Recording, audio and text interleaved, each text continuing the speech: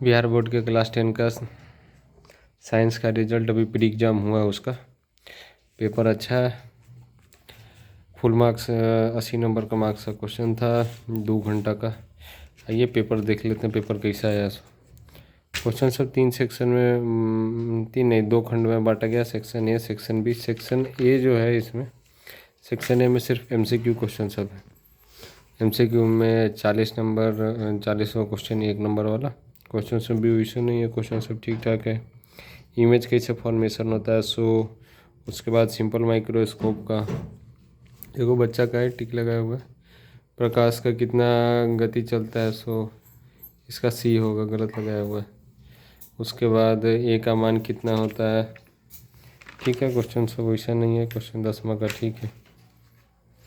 Colour part, आई का colour part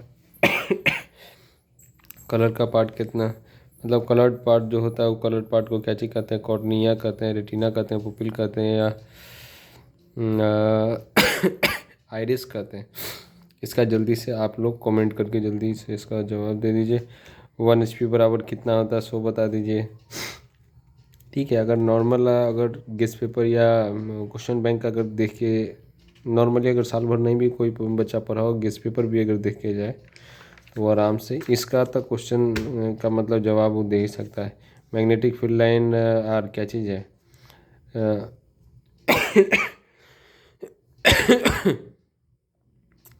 magnetic field line जो है वो क्या चीज़ है सो बता दीजिए। बहुत सर्दी हो गया हुआ है।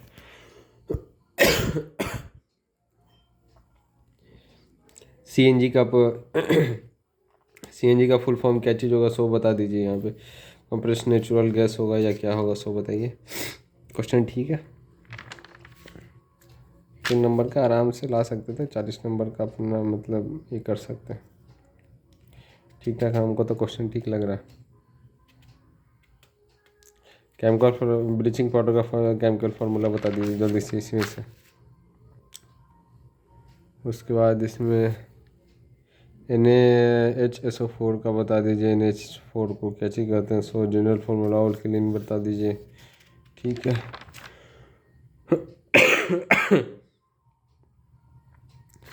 Number of oxygen atom in 1 molecule में कितना ऑक्सीजन एटम है वो हो गया।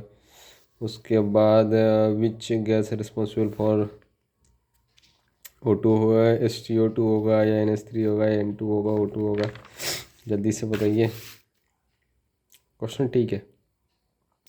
10वां क्लास का बच्चा सब, आप लोग बताइए कि कैसा गया आप लोग का एग्ज़ाम। 10वां का पेपर ही, अगर 8वां क्लास को भी अगर ठीक से बता दिया जाए तो लगभग 8वां वाला सभी 50 नंबर इसमें से दे जाएगा। क्वेश्चन ऐसा है।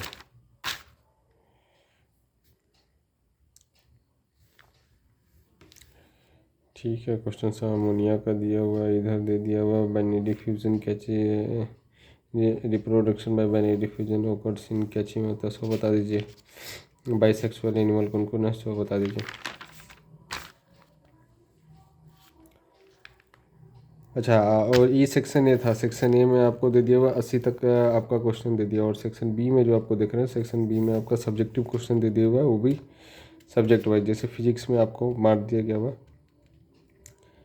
फिजिक्स में आपका क्वेश्चन डिफाइन एम्पियर को डिफाइन करने के लिए कहा हुआ है, स्ट्रेंथ ऑफ इलेक्ट्रिक करंट दे दिया हुआ है, ठीक है।